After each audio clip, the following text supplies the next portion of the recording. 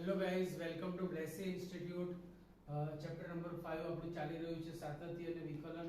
એમાં સતત વિધેય એટલે કે સાતત્યનો આપણો ટોપિક ચાલી રહ્યો છે. એમાં વ્યાખ્યાઓ વિશે મેં તમને આગળ સમજૂતી આપી દીધી છે અને દાખલાઓમાં આગળ કન્ટિન્યુ કરીએ છીએ આપણે. તમને 13 સુધી મેં હોમવર્કમાં આપ્યા હતા, પણ એમાં 7મો અને 8મો દાખલો હું તમને કરાવું છું માનાંકના કારણે. આમ તો આ બંને દાખલા 11મા ધોરણમાં, 8મો દાખલો 11મા ધોરણમાં આવી ગયેલો છે. तो 7મા દાખલાથી સ્ટાર્ટ કરીએ.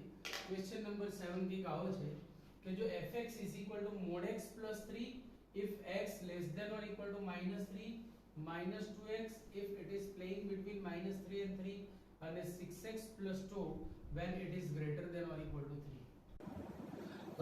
તો અહીંયા આપણને કંઈ કીધું નથી, તો અહીંયા આપણે બે જગ્યા હવે જો રકમમાં ઘણી વખત એવું કે ખાલી સાતત્ય ચકાસો, પણ ક્યાં આગળ સાતત્ય ચકાસવાનું? તો આ દાખલા ઉપરથી ખાસ તમને કહું કે અહીંયા તમે જોશો તો એક -3 અને 3 બે જગ્યાએ શરત તૂટક બને છે.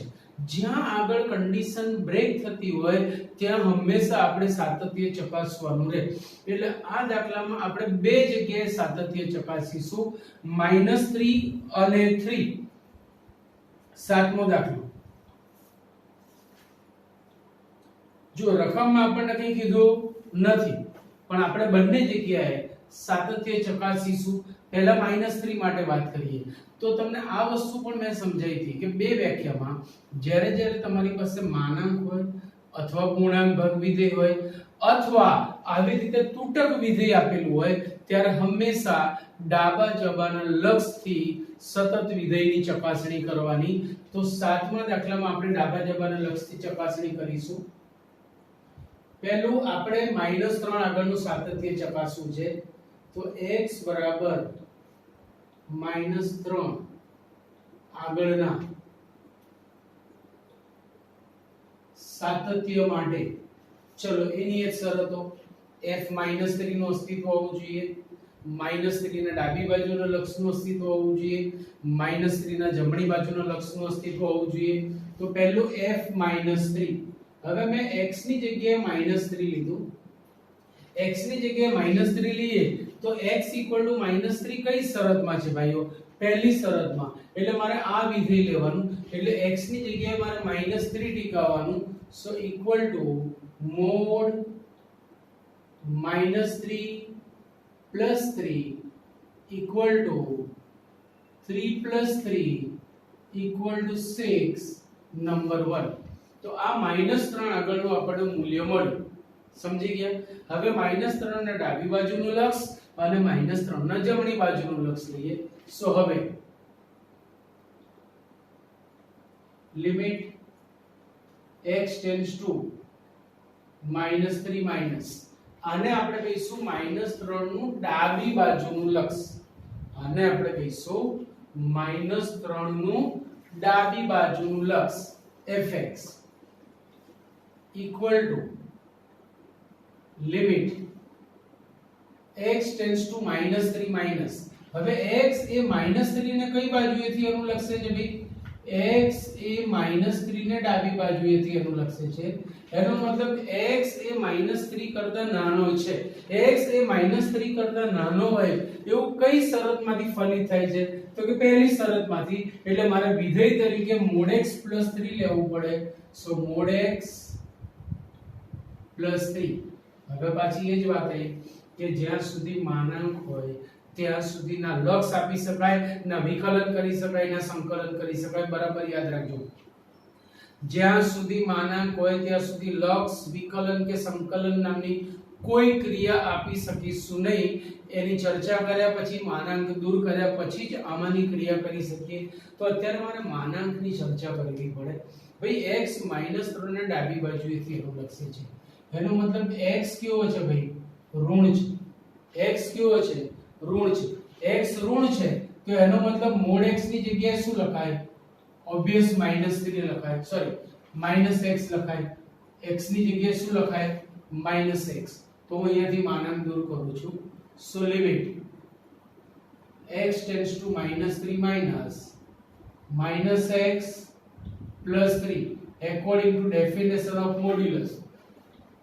તો હવે માનક જતું રહ્યું એટલે લક્ષ આપી શકાય, પણ લક્ષ પાછી બીજી શરતો એ ચકાસવાની કે ભાઈ છેદ 0 કે અંશ ઇન્ફિનિટિવ તો નથી થતો ને, જો એવું થતું હોય તો પાછું લક્ષ ના અપાય, તો અહીંયા નથી આપણી પાસે છેદ કે નથી આપણી પાસે અંશ ઇન્ફિનિટિવ થાય એવું કોઈ સ્વરૂપ, આથી આપણે સીધું લક્ષ આપી શકીએ છીએ, મતલબ x ની જગ્યાએ તમે -3 ટીકાઈ શકો છો, સો -3 plus 3 equal to 3 plus 3 equal to 6 number 2.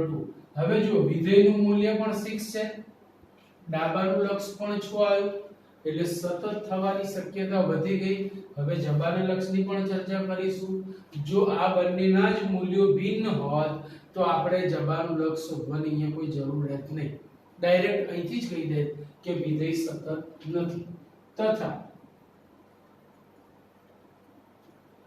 Limit x tends to -3 plus x એ -3 ને જમણી બાજુએથી એવું લખશે છે, x એ -3 ને જમણી બાજુએથી એવું લખશે છે, જમણી બાજુએથી એનું લખશે છે એટલે x એ -3 કરતા મોટો છે, x એ -3 કરતા મોટો છે એવું બીજી શરતમાં ફલિત થાય છે, એટલે હું વિધેય તરીકે -2x લઈશ, વિધેય તરીકે લઈશ -2x, so equal to limit x tends to -3 plus -2x. હવે અહીંયા નથી છેદ 0 થતો કે નથી અંશ ઇન્ફિનિટિવ થતો, આથી આપણે સીધું જ લક્ષ આપી શકીએ, મતલબ x ની જગ્યાએ -3 ટીકાઈ શકીએ, so equal to this equal to 6 number 3. આમ f -3 equal to limit x tends to -3 minus equal to limit x tends to -3 plus fx, therefore f a x બરાબર 3 આગળ સતત છે, f a x બરાબર 3 આગળ સોરી -3 આગળ સતત છે, એ ચર્ચા આપણે અહીંયા થઈ ગઈ. હવે 3 આગળનું મારે સાતત્ય ચકાસવું છે, કેમ તો કે આપણને જે રકમ આપી છે એમાં તમે જોઈ શકો છો કે એક વિધેય -3 આગળ સ્પ્લિટ થાય છે અને બીજું 3 આગળ સ્પ્લિટ થાય છે, તો આ જ રીતે 3 માટે પણ આપણે ચર્ચા કરવાની છે. તો 3 માટે હવે x બરાબર 3 આગળનું સાતત્ય ચકાસવું છે. હવે x બરાબર 3 આગળનું સાતત્ય ચકાસવું છે, તો એના માટેની એક શરતો f3 લાવો, 3 નું જબાનું લક્ષ લાવો, 3 નું ડાબાનું લક્ષ લાવો, જો 3 એ 3 સમાન થઈ જાય તો વિધેય સતત છે. ચલો પહેલા f3, ભાઈ x બરાબર 3 એ કઈ શરતમાં સંતોષાય છે, તો કે ત્રીજી શરતમાં. ત્રીજી શરત સંતોષાતી હોય તો મારે વિધેય તરીકે 6x + 2 લેવું પડે, એટલે 6 * 3 + 2 equal to 18 + 2 is 20. 18 + 2 is 20. આ થઈ ગયું નંબર 1. હવે 3 નું ડાબા જબાનું લક્ષ, સો હવે limit x tends to 3 minus fx. હવે x એ 3 ને કઈ બાજુએથી અનુલક્ષે છે ભાઈ? ડાબી બાજુએથી, મતલબ x એ 3 કરતા નાના થયા. x એ 3 કરતા નાના હોય એવું નક્કી કરતી શરત આ છે. જો આ શરત હોય તો વિધેય તરીકે મારે -2x લેવું પડે, so equal to limit x tends to 3 minus -2x. હવે અહીંયા નથી છેદ 0 થતો કે નથી અંશ ઇન્ફિનિટિવ થતો, આથી લક્ષ આપી શકાય, એટલે કે x ની જગ્યાએ -3 ટીકાઈ શકાય, ઇક્વલ ટુ -6 નંબર 2. હવે અહીંથી જ આપણી વાત પૂરી થઈ ગઈ. હવે મારે જબાનું લક્ષ લાવવાની જરૂર નથી. કેમ? તો કે વિધેયનું મૂલ્ય અને ડાબાનું લક્ષ જ ભિન્ન થઈ ગયા. આમ f3 is not equal to limit x tends to 3 minus fx અને માટે f a x બરાબર 3 આગળ સતત વિધેય નથી. સો આ રીતે દાખલામાં સ્પષ્ટ ન કીધું હોય તો તમારે સમજી લેવાનું કે જ્યાં આગળ શરત તૂટક થતી હોય, જ્યાં તે વિધેય સ્પ્લિટ થતું હોય, ત્યાં આગળના સાતત્યની આપણે ચર્ચા કરવાની. અન્યથા જે કીધું હોય તે બિંદુએ સાતત્યની ચર્ચા કરવાની. બોલો ક્લિયર? દાખલામાં કઈ દમ નથી, કોન્સેપ્ટ ક્લિયર, તમારો દાખલો પૂરો. ચલો દાખલા નંબર 8 ઉપર આવીએ આપણે.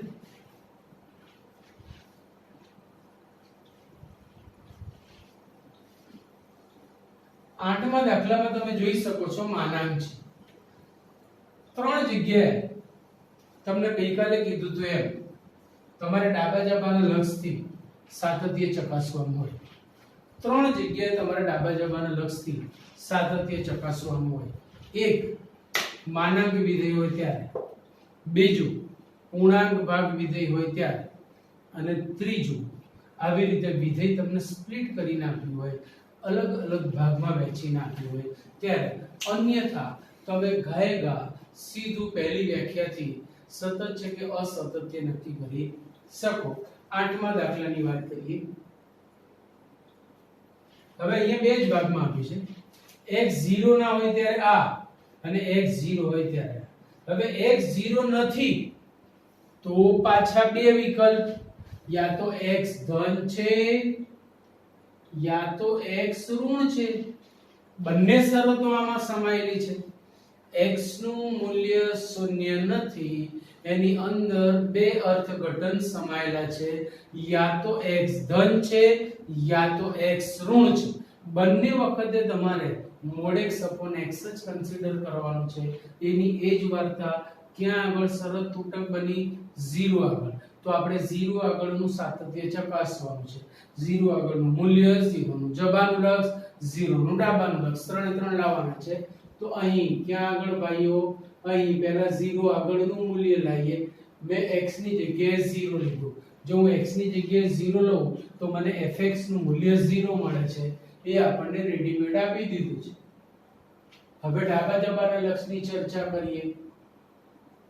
Limit x tends to 0 plus fx. x એ 0 ને જમણી બાજુએથી અનુલક્ષે છે, મતલબ 0 નથી, એટલે આ જ વિધેય મારે લેવાનું. So equal to limit x tends to 0 plus mod x upon x. પણ હમણાં જ વાત થઈ એ પ્રમાણે કે જો માનાંક આવે તો શું કરવાનું? જ્યાં સુધી માનાંક દૂર ના થાય ત્યાં સુધી તમે લક્ષ, વિકલન કે સંકલન નામની ક્રિયા આપી શકતા નથી. યાદ રાખજો બરાબર બેજામાં, જ્યાં સુધી માનાંક દૂર ના થાય ત્યાં સુધી તમે લક્ષ, વિકલન કે સંકલન નામની ક્રિયા આપી શકતા નથી. તો મારે અહીંયાથી માનાંક દૂર કરવું છે. એના માટેની શરત આપણી પાસે આવી છે કે આપણો x એ 0 ને જમણી બાજુએથી અનુલક્ષે છે. આપણો x એ 0 ને જમણી બાજુએથી અનુલક્ષે છે, મતલબ કે x ધન છે. x ધન છે તો માનાંકની વ્યાખ્યા પ્રમાણે mod x ના સ્થાને x લખાય. જો x ધન છે તો માનાંકની વ્યાખ્યા પ્રમાણે mod x ના સ્થાને x લખાય. So equal to limit x tends to 0 plus x upon x. Clear? હવે x एकु x ये तो चल बसा. So limit x tends to 0 plus 1 અને અચળ વિધેયનું લક્ષ તે પોતે જ છે. તો આમ જોવા જઈએ તો આપણો દાખલો અહીંયા પૂરો થઈ ગયો ભાઈ. કેમ? તો કે વિધેયનું મૂલ્ય અને જબાનું લક્ષ બંને ભિન્ન છે, એટલે તમારું કામ અહીંયા પૂરું થઈ ગયું. તો અહીંયા તમે આમ લખી શકો therefore f0 is not equal to limit x tends to 0 plus fx and therefore f a x બરાબર 0 આગળ સતત નથી. પણ હવે કોઈને પ્રશ્ન થાય કે ભાઈ મારે એક સમજ માટે મારા નોલેજ માટે ડાબાના લક્ષની ચર્ચા કરવી છે તો આ એડિશનલ પાર્ટ છે, દાખલામાં ના લખો તો ચાલે પણ હું તમને જસ્ટ સમજાવું છું. તથા ડાબાનું લક્ષ limit x tends to 0 minus fx equal to limit x tends to 0 minus. ભાઈ બંને માટે ચોપડી વાળાએ વિધેય એકનું એક જ આપ્યું છે. જરા સ્પેશિયલ શરત છે, આ એવી શરત છે કે બે અલગ અલગ વિકલ્પો માટે એક જ વિધેય બરાબર સમજો. x ધન હોય કે ઋણ હોય, મેં વિધેય લઈ લીધું. હવે આપણો x એ 0 ને ડાબી બાજુએથી અનુલક્ષે છે. આપણો x એ 0 ને ડાબી બાજુએથી અનુલક્ષે. ભાઈ x 0 ને ડાબી બાજુએથી અનુલક્ષે છે માટે x ઋણ છે અને x ઋણ છે. So according to definition of modulus આપણે કહી શકીએ કે mod x બરાબર -x. તો અહીંયા હું -x ટીકાવું છું equal to -x upon x અને આસાનીથી તમે કહી શકો કે આનું લક્ષ -1 છે. તો તમે જુઓ અહીંયા વિધેયનું મૂલ્ય 0, જબાનું લક્ષ 1, ડાબાનું લક્ષ -1. એમને મેં અહીંયાથી બે જ વિકલ્પ પરથી કહી શકાય. તો આખી સમજૂતી આપી પણ દાખલો તમારો આમ જોવા જઈએ તો અહીંયા પૂર્ણ થઈ ગયો કહેવાય. સો માનાંકની સમજૂતી આપવા માટે જ સ્પેશિયલી આ દાખલો મેં તમને અહીંયા કરાવ્યો છે. હવે દાખલા નંબર 15 જે છે એ મારી દ્રષ્ટિએ 7મા જેવો જ છે. આથી એ તમને હું હોમવર્કમાં આપી શકું છું જાતે કરવા માટે, કારણ કે હવે તમે સમજીને કરી શકો એમ છો. એટલે આપણે દાખલા નંબર 20 અને 17 પર જવું છે. એમાં પહેલા પ્રકાશ પાડીશું આપણે 20મા દાખલા ઉપર.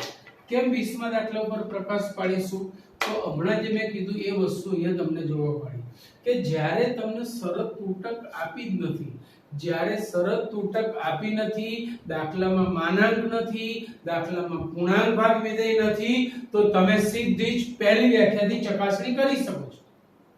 બરાબર? તો એ વસ્તુ અહીંયા આવે છે. એટલે બંને ડિફરન્સ તમને અહીંયા જોવા મળે. એના માટે 20મો દાખલો. 20મો દાખલો આવું કીધું છે કે fx બરાબર x² sin x + π એ x બરાબર π આગળ સતત છે. તો આપણે પહેલી વ્યાખ્યાથી ચકાસીશું. ચલો 20મો દાખલો f π equal to હું x ની જગ્યાએ π ટીકાવું છું. f π is equal to pi square minus sin pi plus pi equal to pi square minus 0 plus pi is pi square plus pi is pi square plus pi. હવે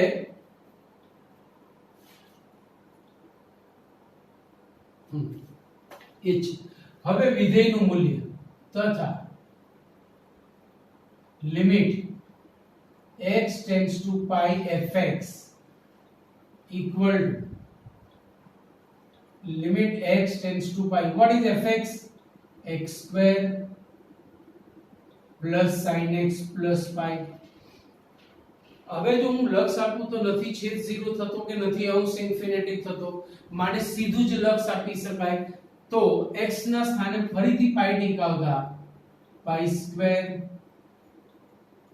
plus sin pi, sorry minus sin pi છે, okay minus sin pi, so minus plus pi, પણ sin pi નું મૂલ્ય 0 છે એટલે સ્વરૂપ બચી ગયું પાઈ સ્ક્વેર પ્લસ પાઈ. આમ limit x tends to pi fx બરાબર f pi થાય છે માટે f એ x બરાબર પાઈ આગળ સતત છે. સો તમને જો શરત નથી આપી તો તમે આ રીતે દાખલો કરી શકો છો. બરાબર હજી મગજમાં નોંધી લેજો, તમારા ભેજામાં વસ્તુથી કહી દેજો કે શરત આવી રીતે સ્પ્લિટ કરીને આપી હોય, તૂટક આપી હોય, અલગ અલગ ભાગમાં વહેંચેલી હોય, યા પછી રકમમાં માનાંક વિધેય આપતું હોય, યા પછી રકમમાં પૂર્ણાંક ભાગ. હજી પૂર્ણાંક ભાગ વિધેયનો દાખલો આપણે કે લીધો નથી, આવતા લેક્ચરમાં ડેફિનેટલી લેવાના છે. સો આજે માનાંક ઉપર ફોકસ કરીએ આપણે. તો માનાંક વિધેય હોય યા પૂર્ણાંક ભાગ વિધેય હોય યા શરત તમને તૂટક આપેલી હોય તો અવશ્ય તમારે ડાબા જબાના લક્ષ વાળી વ્યાખ્યાનો ઉપયોગ કરવો. અન્યથા સીધી વ્યાખ્યાનો ઉપયોગ કરશો તો કોઈ જ પ્રશ્ન નથી. આટલું કોપી કરી લો એટલે આગળ. દોસ્તો તો પછી આજે અહીંયા તમને હું 20મા દાખલા સુધીના દાખલા હોમવર્કમાં આપું છું. એમાં એક 19મો દાખલો પૂર્ણાંક ભાગ વિધેય વાળો છે, એ હું કરાઈશ, એ તમે રવા દેજો. બાકી 20મા દાખલા સુધી આપણું કામ અહીંયા પૂરું થાય છે અને નેક્સ્ટ લેક્ચરમાં આપણે આ ટોપિક કન્ટિન્યુ કરીશું. Okay, C you, bye bye.